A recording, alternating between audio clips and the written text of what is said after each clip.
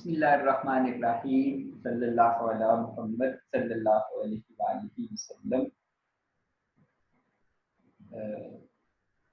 Students, आज का हमारा टॉपिक है कैपेसिटर।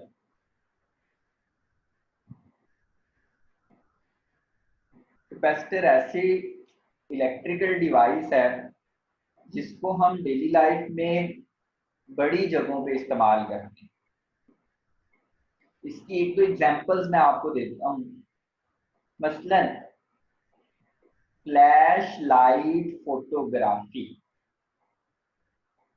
फ्लैश लाइट फोटोग्राफी में फ्लैश प्रोड्यूस करने के लिए फ्लैश लाइट प्रोड्यूस करने के लिए हमें क्या है, कैपेसिटर की जरूरत पड़ती है। अगर कैपेसिटर नहीं होगा तो हम फ्लैश लाइट फोटोग्राफी नहीं कर सकते। फिर इसकी दूसरी एग्जांपल देखें कैपेसिटर की, इसकी एप्लीकेशन देखें कि हम क्या करते हैं, वो टच स्क्रीन मोबाइल इस्तेमाल करते हैं। इसी तरह से MP3 प्लेयर और कोई मेडिकल डिवाइसेस हैं जिसमें हम क्या करते हैं, टच स्क्रीन इस्तेमाल करते हैं। अब टच स्क्रीन की वर्किंग के लिए हमें क्या करना पड़ता है, कैपेसिटर की जरूरत पड़ती है। अगर कैपेसिटर नहीं होगा तो हमारी टच स्क्रीन वर्क नहीं करे। तो इसका मतलब आजकल जो बड़ी इंपॉर्टेंट डिवाइस जिसको हमने अपनी जिंदगी में बड़ी अहमियत दी है वो क्या है, मोबाइल है। अब उसकी टच स्क्रीन भी कैपेसिटर के बगैर वर्क नहीं कर सकती। इसका मतलब कैपेसिटर ऐसी डिवाइस है जिसको हम डेली लाइफ में बड़ी जगहों पे इस्तेमाल करते हैं। कैपेसिटर बेसिकली क्या है, सिंपल, दो कंडक्टर्स पर मुश्तमिल होता है। अब उन दो कंडक्टर्स के दरमियान में क्या हो सकता है, या तो वैक्यूम हो सकती है या कोई इंसुलेटिंग मीडियम हो सकता है। फिर हम ऐसे कह सकते हैं capacitor is any two conductors separated by insulator और वैक्यूम। कैपेसिटर दो कंडक्टर्स पर मुश्तमिल जिनके दरमियान में क्या हो सकता है, या तो वैक्यूम हो सकती है और या क्या हो सकता है, कोई इंसुलेटिंग मीडियम हो सकता है। अब कैपेसिटर करता क्या है, तो capacitor is a device which store electric charge. Capacitor ऐसी डिवाइस है जो क्या करती है, इलेक्ट्रिक चार्ज को स्टोर करती है। बेसिकली आगे हमने पढ़ना है कैपेसिटर क्या करता है, इलेक्ट्रिक चार्ज की फॉर्म में एनर्जी को स्टोर करता है। और फिर अगर हम देखें तो स्टोरेज की भी हमारी डेली लाइफ में बड़ी अहमियत है। स्टोरेज का फायदा क्या है कि अगर हमने कोई चीज स्टोर की हुई है तो हम अपनी मर्जी से जितनी चाहें इस्तेमाल कर सकते हैं। अगर हमें ज्यादा मिकदार में जरूरत है तो हम स्टोरेज से क्या कर सकते हैं, ज्यादा यूज कर सकते हैं। और अगर हमें कम मिकदार में जरूरत है तो हम क्या कर सकते हैं, कम मिकदार में यूज कर सकते हैं। और दूसरा स्टोरेज का ये फायदा है कि हम जब चाहें इस्तेमाल कर सकते हैं। जब हमें जरूरत है हम उस वक्त क्या कर सकते हैं, स्टोर की हुई चीज इस्तेमाल कर सकते हैं। बिल्कुल ऐसे ही कैपेसिटर क्या करता है, इलेक्ट्रिकल एनर्जी को स्टोर करता है। तो इसका मतलब है कैपेसिटर से हम क्या कर सकते हैं, जितनी चाहे इलेक्ट्रिकल एनर्जी यूज कर सकते हैं। अगर हमें ज्यादा मिकदार में जरूरत है एनर्जी की तो हम क्या कर सकते हैं, ज्यादा यूज कर सकते हैं। और अगर हमें कम मिकदार में जरूरत है तो हम क्या कर सकते हैं, कम एनर्जी को स्टोर यूज कर सकते हैं। तो it is a device which store electric charge. ये क्या करता है, इलेक्ट्रिक चार्ज को स्टोर करता है। अब इसकी जो सिंपलेस्ट टाइप, डिफरेंट टाइप्स में इसकी कैपेसिटर हमें मिलता है। सिलेंड्रिकल फॉर्म में भी होता है, डिफरेंट इसकी टाइप्स होती हैं। जो सिंपलेस्ट टाइप कैपेसिटर है that is a parallel plate capacitor. इसमें क्या होता है, दो कंडक्टर्स आपस में क्या होते हैं, पैरेलल, एक दूसरे के सामने कैसे पड़े होते हैं, पैरेलल पड़े होते हैं। इसलिए हम इसको क्या कह देते हैं, पैरेलल प्लेट कैपेसिटर। ओके, अब फिर कैपेसिटर को चार्ज करने का तरीका क्या है।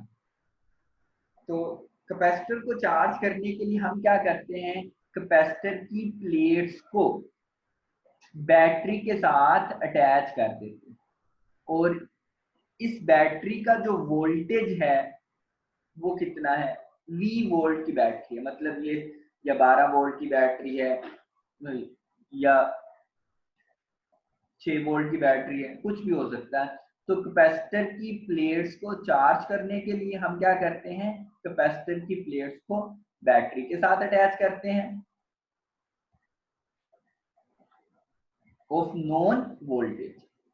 अब कैपेसिटर की जो प्लेट, याद रखने वाली बात, कैपेसिटर की जो प्लेट बैटरी के पॉजिटिव से अटैच होगी इसके ऊपर क्या आ जाएगा, पॉजिटिव चार्ज। और कैपेसिटर की जो प्लेट बैटरी के नेगेटिव से अटैच होगी इसके ऊपर क्या होगा, नेगेटिव चार्ज आ जाएगा। और एक और बात याद रखने वाली, इसको याद रखिएगा, एज अ होल कैपेसिटर के ऊपर नेट चार्ज क्या होगा, 0 होगा। याद रखिएगा, क्यू नेट, नेट चार्ज कितना होगा कैपेसिटर की प्लेट्स के ऊपर, वो 0 होगा। ओके, अब फिर to charge a capacitor its plates connected with battery of known potential difference.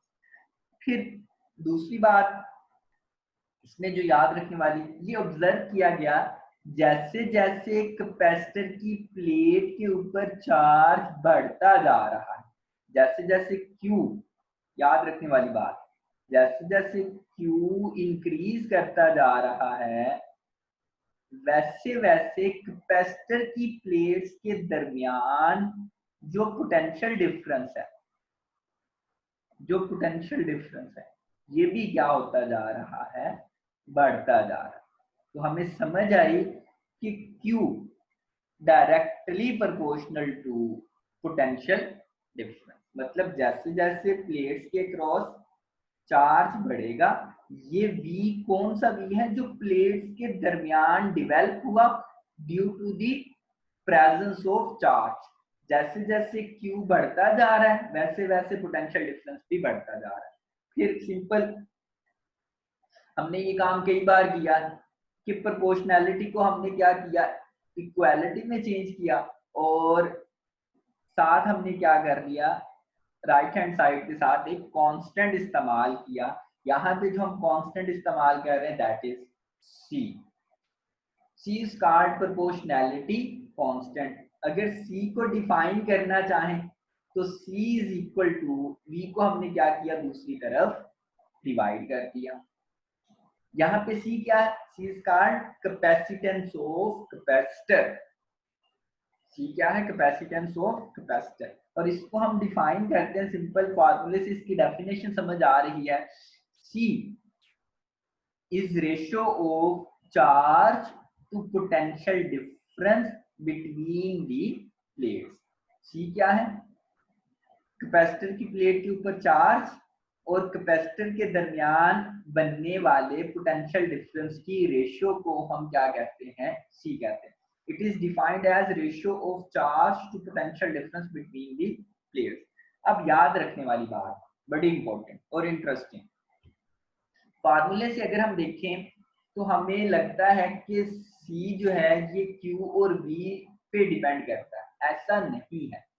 C जो है ये Q और V इस पे डिपेंड नहीं करता। सिंपल, जब चार्ज कैपेसिटर की प्लेट्स के ऊपर चार्ज बढ़ेगा, मसलन चार्ज हो गया डबल, Q डबल हुआ तो पोटेंशियल डिफरेंस भी क्या हो जाएगा, डबल हो जाएगा, लेकिन रेशियो क्या रहेगी, कांस्टेंट रहेगी। तो एक कैपेसिटर के लिए C क्या रहेगा, कांस्टेंट रहेगा। अगर आप Q को बढ़ाएंगे साथ V भी क्या होगा, उसी रेशियो से बढ़ेगा, तो इन दोनों की रेशियो क्या रहेगी, कांस्टेंट रहेगी। जैसा कि मैंने आपको बताया कि अगर Q डबल होगा, चार्ज कैपेसिटर के ऊपर डबल आ गया, तो कैपेसिटर की प्लेट्स के क्रॉस पोटेंशियल डिफरेंस भी क्या होगा, डबल हो जाएगा, बट रेशियो रिमेन्स कांस्टेंट। फिर इसके यूनिट, ये डिपेंड किस पे करता है, it depends upon geometry of the plates. Plates की ज्योमेट्री पे डिपेंड करता है। मतलब ज्योमेट्री से मुराद प्लेट के एरिया पे डिपेंड करता है। अगर प्लेट का एरिया कम या ज्यादा करेंगे, मतलब हम उसकी ज्योमेट्री को चेंज कर रहे हैं, तो फिर क्या होगी, कैपेसिटेंस चेंज होगी। और दूसरा डिपेंड करता है प्लेट्स के दरमियान मीडियम पे। मीडियम के चेंज करने से भी कैपेसिटर की कैपेसिटेंस क्या होती है, चेंज होती है। वेरी इंपॉर्टेंट एमसीक्यू, ये लास्ट टाइम पेपर में आ चुका है कि कैपेसिटर की कैपेसिटेंस टोटली किस पे डिपेंड करती है, ज्योमेट्री पे डिपेंड करती है, ज्योमेट्री ऑफ द प्लेट्स, मतलब प्लेट्स को कैसे बनाया गया है। और दूसरा डिपेंड करती है, सेकंड ये डिपेंड करती है, एक तो कैपेसिटेंस किस पे डिपेंड करती है, ज्योमेट्री पे, ज्योमेट्री को चेंज करके हम क्या कर सकते हैं, कैपेसिटेंस चेंज कर सकते हैं। और दूसरा प्लेट्स के दरमियान जो मीडियम हम इस्तेमाल कर रहे हैं उसको चेंज करके भी हम क्या कर सकते हैं, कैपेसिटर की कैपेसिटेंस चेंज की जा सकती है। अब इसका जो एसआई यूनिट हमने क्या किया, साइंसदान के नाम से रख दिया। साइंसदान था माइकल फैराडे, उसके ऑनर में हमने क्या किया, कैपेसिटेंस के यूनिट रख दिए। फैराडे का हमने क्या ले लिया, फैरड ले लिया। तो कैपेसिटर के एसआई यूनिट क्या हुए, फैरड। और फैरड बराबर है फार्मूले से, चार्ज के यूनिट कूलम और पोटेंशियल डिफरेंस के यूनिट होते हैं वोल्ट। तो 1 फैरड किसके बराबर होगा, 1 कूलम पर volt is equal to 1 farad. आखिरी बात, this is a symbol of capacitor. Capacitor के लिए हम क्या करते हैं, ये सिंबल इस्तेमाल करते हैं। ये टॉपिक हमारा कंप्लीट हो गया। इंशाल्लाह नेक्स्ट वीडियो में पैरेलल प्लेट कैपेसिटर की कैपेसिटेंस कैलकुलेट करने का फार्मूला हम डिराइव करेंगे इंशाल्लाह।